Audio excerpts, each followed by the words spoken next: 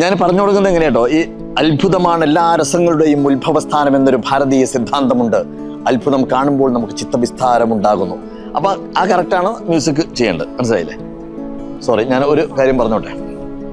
ഞാൻ ഇപ്പൊ ഈ മൈക്കിൽ സംസാരിക്കുന്നു എന്നുണ്ടെങ്കിൽ ഇങ്ങനെ സംസാരിക്കാൻ എനിക്ക് ധൈര്യം തന്ന ഒരാളുണ്ട്, ഖാൻകാവിൽ. കോഴിക്കോട് നിന്ന് മാത്രമല്ല, എല്ലാവർക്കും അറിയാം ഖാൻകാവിൽ. നിന്ന് അദ്ദേഹം ഭൂമിയിലില്ല. ആകാശവാണിയിലൂടെ ഒരു കാലത്ത് കേട്ടിരുന്ന മനോഹരമായ ശബ്ദം.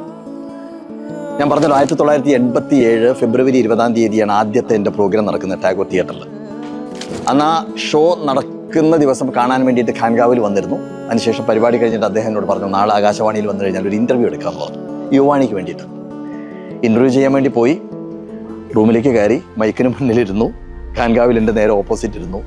അതോടുകൂടി എനിക്ക് വിറയ്ക്കാൻ തുടങ്ങി. സംസാരിക്കാനുള്ള ശേഷിയില്ല. എൻ്റെ വായിലെ വെള്ളമൊക്കെ വറ്റാൻ തുടങ്ങി. അപ്പം ഞാൻ പറഞ്ഞു, എനിക്ക് വയ്യ സാർ എന്ന് പറഞ്ഞാൽ പുറത്തേക്ക് പോകുമ്പോൾ അദ്ദേഹം എന്നെ അവിടെ പിടിച്ചിരുത്തിയിട്ട് ഈ ശബ്ദത്തിൻ്റെ മോഡുലേഷനെ കുറിച്ച് ഒരുപാട് പറഞ്ഞ് അന്ന് ഇൻ്റർവ്യൂ എടുത്തൊരു മനോഹരമായിട്ടുള്ള നിമിഷം എൻ്റെ മനസ്സിലുണ്ട്. പിന്നെ ഞാൻ എപ്പോൾ കോഴിക്കോട് പോകുന്ന സമയത്തും ഖാൻകാവിലിനെ കാണും. കടൽ തീരത്തുകൂടി നടന്നുകൊണ്ട് അദ്ദേഹം സംസാരിക്കുന്ന ഭാഷയുടെ ഈ വോയിസ് മോഡുലേഷൻ പറഞ്ഞ് പഠിപ്പിച്ച ഒരു നിമിഷം എനിക്ക് മറക്കാൻ പറ്റില്ല. അപ്പോൾ ഖാൻകാവിനുള്ള കടപ്പാട് കൂടിയാണ് കോഴിക്കോട് അവതരിപ്പിക്കുന്ന ഇല്യൂഷൻ ടു ഇൻസ്പിറേഷൻ എന്ന് പറയുന്ന പരിപാടി.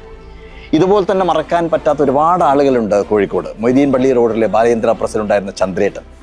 പോസ്റ്റർ അടിക്കാൻ പൈസ ഇല്ലാതെ നടക്കുന്ന കാലത്ത് സൗജന്യമായിട്ട് എനിക്ക് പോസ്റ്റർ അടിച്ച് തന്ന ഒരു ചന്ദ്രേട്ടൻ ഉണ്ടായിരുന്നു. ചന്ദ്രേട്ടനും ഇന്ന് ഭൂമിയിലില്ല. ഇങ്ങനെ നമുക്ക് പറയാനുള്ള ഒരുപാട് കടപ്പാടുകളുടെ കഥയാണ് കോഴിക്കോട് പറയാൻ പോകുന്നത്. പ്രോഗ്രാമിൻ്റെ ഡേറ്റ് ഓർമ്മയുണ്ടല്ലോ, ഓഗസ്റ്റ് 9 പ്രൊവിഡൻസ് കോളേജിൽ illusion to inspiration, I to I.